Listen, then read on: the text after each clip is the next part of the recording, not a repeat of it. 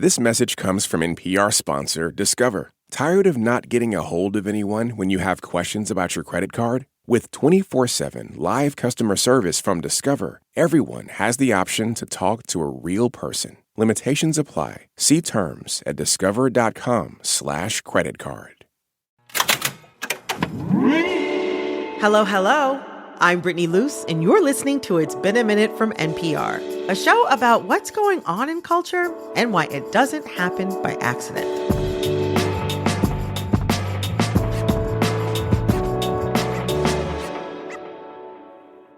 And a warning, this segment touches on a violent death. Does your family have secrets that they just won't talk about? Tonya Mosley's family had a few, and the silence around them was heavy.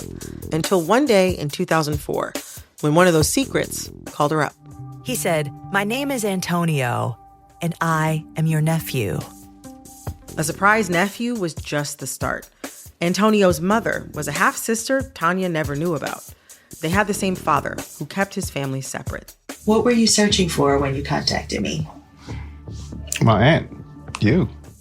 And then Antonio told her his mother, Anita, disappeared back in 1987 when she was in her late 20s. In all those years, Antonio never stopped searching for his mother. Antonio called Tonya because he thought she might be able to help, but Tonya didn't have a clue. Then Antonio signed up for Operation United, a forensics program that aims to match DNA from unidentified bodies to family members. In 2020, he got a phone call saying they'd matched his DNA to a murder victim in an unmarked grave. My mom's remains being recovered really gave us a platform for healing and reconciliation in our lives, too. Antonio and Tonya turned their search for answers into She Has a Name, a documentary podcast series that unravels the mystery of Anita's disappearance and how her family has picked up the pieces without her. You might recognize Tonya Mosley as the host of Fresh Air, but today we're talking to Tonya and Antonio Wiley about how their documentary series breaks away from the tired true crime stereotypes. Antonio, Tonya, welcome to It's Been a Minute. Thank you for having us. Thank you. Yeah. Oh, it's my pleasure. The show's title is She Has a Name. What was the significance of matching a name to Anita's story? Well, I'll say first off, it meant the family knowing where she was all of these years. You can only imagine what it is like to hold the pain of uncertainty and confusion over the disappearance of a loved one and not have any answers at all. Yes, and we even hear some of that confusion from Anita's other sisters, Teresa and Valerie. And she stopped coming by. And I didn't know what had happened. But Dad told me that she had came up missing. My last words to my sister was, "Don't go, please don't go." She mattered in a real way for people that knew her, knew of her, and never had a chance to even reconcile her disappearance. You know, it's why we have obituaries. It's why when people die, it's put in the paper, because you want to say, like, this person lived. This person mattered to people, and this person actually lived. And so being able to put her name out there and allow people to know that she was someone to someone is really important. What about you, Antonio? What's been the significance of matching a name to your mom's story? It's been a long time coming, and to finally be able to lay her to rest in an honorable way has been the biggest gift to me. Recently, we laid a headstone at her grave, and now we have a place and a space to honor her. It's very massive that's something that y'all have been able to do now in recent years. In the second episode of your series titled Natural Born Hustler, you share memories of younger Anita from friends and family. And you took a real break from the finding out what happened and really learned who she was instead. She was outgoing and, know how to put on her makeup and a dresser. She was a dresser. I mean, stay sharp every day. I mean, obviously, Antonio, you knew her as a child, but it was interesting to hear from other people how she was as a child. Antonio, I'd love to hear from you. Like, talk to me about what it's been like for you to find out so many lovable things about your mother and include them in this project. When I think of my mother, it was as a child.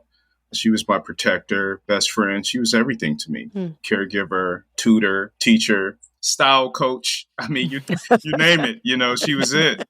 But to hear that from other people touches my heart in a real way because it validates who she was as a person. We've been getting some replies and correspondences from people since the podcast has launched, kind of echoing that sentiment. So to learn that about her, it just really is the wind in my sails. I've gotten so much out of listening to this series, and it's so thoughtfully done. But parts of it are challenging to listen to. You're finding out things about each other and yourselves and your family for the first time, while also processing details about, the disappearance and death of a loved one. Eventually, you find out that Anita was the victim of a shocking and violent murder. And the podcast goes into detail about that. And there are still, to this day, a lot of unresolved questions about who killed her and why. I imagine on some level, you both knew that working on this could take an emotional toll. And yet, you still did it. What drove you to turn your family's story into an investigative series? So I start off the series talking about how, as a journalist, I cover missing persons cases throughout my career. And there's always been this other component of that, like how we underreport Black missing people, specifically women of color. But really, it wasn't until finding Anita's remains that I thought about, okay, if we're going to tell this story, we have to almost, by laying ourselves bare, lay out why other Black women's stories aren't being told. In the media, we want a perfect victim. We want someone who was, she's a wholesome family woman who was married and 2 kids and went to college and she just disappeared one day. Right. So to say that Anita also has a name is also to acknowledge that she's human and to acknowledge her humanity in a way that allows you to understand what ultimately led to her disappearance and death. It felt really gratifying for Antonio and I to have this ability to be able to unpack that for ourselves, too. I think there are so many families who have some of these subjects we can't talk about or things that we don't want to get into, and that gets passed down. And it's really interesting to see how you all went there and shared some of the experiences that Anita had gone through. She had been a teen mother. She had been involved in the drug game. She got mixed up with the wrong guy. I mean, these details, when you put them up against the definition of society's perfect victim, it can be incongruent. But in real life, almost everybody has either been that person or has known and loved that person. Absolutely. Yep. I think that also was very interesting, the way that you all embraced the reality of the family history that you were trying to explore. To do anything less would have been a diminishment of the story itself. I had one woman who contacted me and said, I just want to tell you about my sister. She was a sex worker and she disappeared in 1980 and I've never seen her since. And I carry this with me. And when I heard Antonio say, you can't really tell people this thing, but this is the thing that actually guides your life and directs your path, but yet you can't talk about it because it changes your relationships with people when they know. She saw herself in Antonio. And so how are we able to get to the truth and actually really tell the story if we didn't go there? You spend significant time also placing her life and death in a wider context of Detroit. You spent time exploring how the city of Detroit both made Anita in so many beautiful ways, but also the city failed her and her memory in so many other ways. Things that were happening in Detroit during her life contributed to the conditions that led to Anita going missing, like the crack epidemic, the struggling auto industry, continuing white flight to nearby suburbs, and a lack of investment in the Black people who stayed behind. In an interview in Vanity Fair, Tonya, you said, Detroiters feel displaced in it all. And part of why they feel displaced is because they haven't had a chance no one has actually stopped and acknowledged what happened to them, the survivors. How do you see this series as addressing that lack of acknowledgement that you described? This is the topic that really does make me emotional. So bear with me here. But just recently, we had an event in Detroit where we had the community come together and we recorded a live show. And in the audience, there was a whole row of women, actually 2 rows of women who were Anita's age. They were her friends and some of her family members, and there were some of my family there, and then there was some of my mom's friends, and they're all like in their 60s and 70s, because that's where Anita would be now. And all of them have told me how much they feel seen by this series. And the people that we were able to interview for this, at the end of every conversation I've had with every one of the Black women I've interviewed, they've said, thank you for letting me tell my story. And I think we're talking a little bit about Anita and we're talking a little bit about you, but wow, that's more than you've ever had the opportunity to talk about the things that happened to you. And I think it's healing too. And that's just the gift of being able to talk about it. I want to talk more about some of that healing, specifically from your perspective, Antonio. I mean, one thing that stood out to me about this series that's different than other documentary series that I've heard that have covered similar topics is the way that you all address Black men's mental health and wellness in the wake of tragedy. You know, I see myself in the youth of today dealing with a lot of that. They may not share the same experience that I do, but growing up in urban areas, you know, you're faced with the same circumstances, either personally or know someone who have been, right? Where do you turn for help or for guidance? That's what's missing. We wanted to bring that aspect of our experience into the conversation. Tonya held my hand the whole way, which was big to me because that's the stigma, you know, of young Black men in urban areas, if not the country. But what we hope to show is that there is, if you can confront your own challenges in a way where you're sincere about not only finding solutions, but then also finding a way forward. Now that the podcast is out, I wonder, what does healing continue to look like for your family? And what have you learned from each other about healing in the wake of tragedy?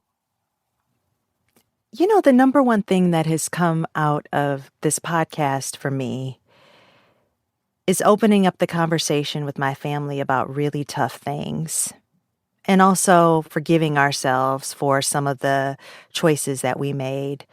It really shows me that there is so much power to storytelling beyond just the gratification of entertainment, like, you know, just being able to sit in someone else's story for a moment. There's a real chance to be able to reflect on one's own life through other people's stories that allow us to heal for ourselves. What about you, Antonio? That it's okay to be vulnerable. It's okay to confront your past. We all have a story, right? And no one's perfect. So, you know, it's given us all courage to confront these things that we've carried with us for a long time. And now we're starting to finally put them back in their place, take the lesson that it gave us forward into the future, and put stops in place so these things won't happen again. Oh my gosh. Tonya, Antonio, thank you so much. I can't tell you how much I appreciate this. This was really, really special. I appreciate this too. Thank you so much. Thank you. That was Antonio Wiley and Tonya Mosley. You can listen to She Has a Name wherever you get your podcasts. This message comes from NPR sponsor Discover. Here's a familiar situation. You have a question about your credit card. You call the number for help and can't get a hold of anyone. If only you had a Discover card. With 24/7 U.S.-based live customer service from Discover, everyone has the option to talk to a real person anytime, day or night. Yep, you heard that right, a real person. Get the customer service you deserve with Discover. Limitations apply. See terms at discover.com/creditcard.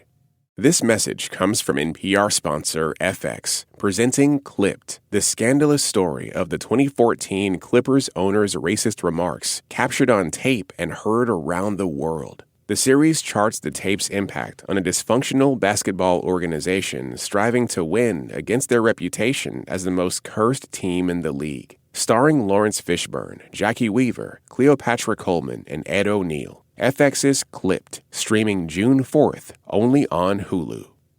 Support for this podcast and the following message come from the Southern Environmental Law Center, the South's largest environmental advocate and protector. SELC is dedicated to tackling the toughest environmental challenges by protecting our air, water, land, wildlife, and the people that live there. Learn more at southernenvironment.org.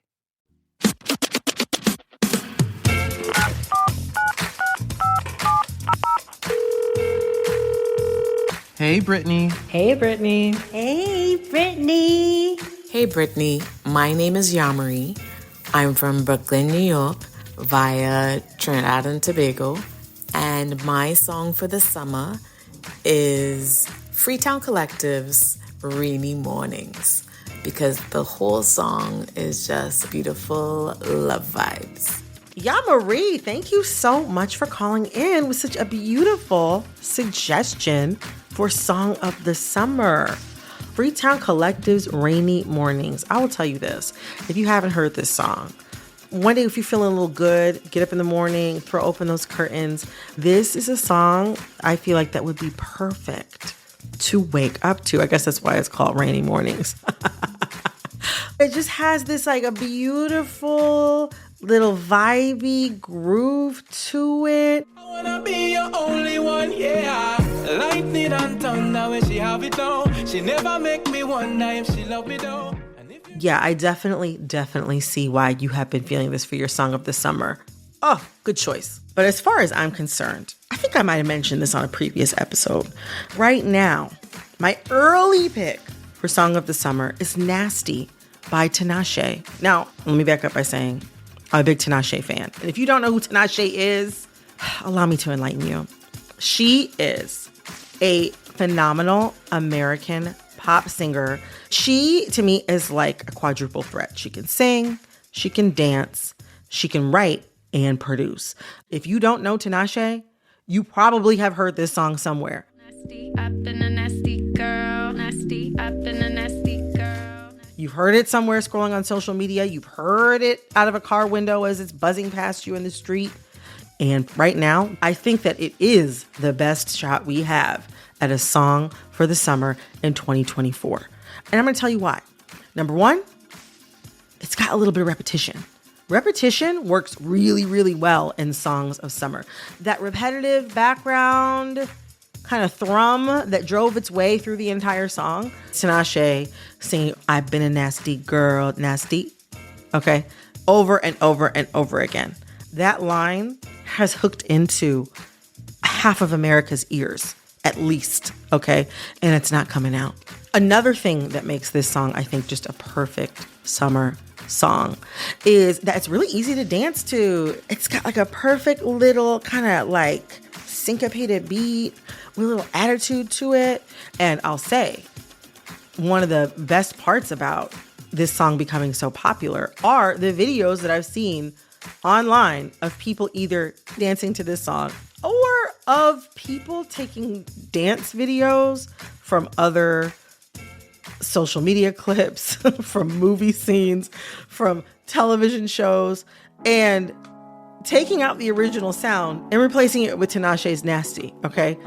I could go on and on and on about all of the virtues of Tinashe's Song of the Summer, Nasty. But I'm going to leave it right there.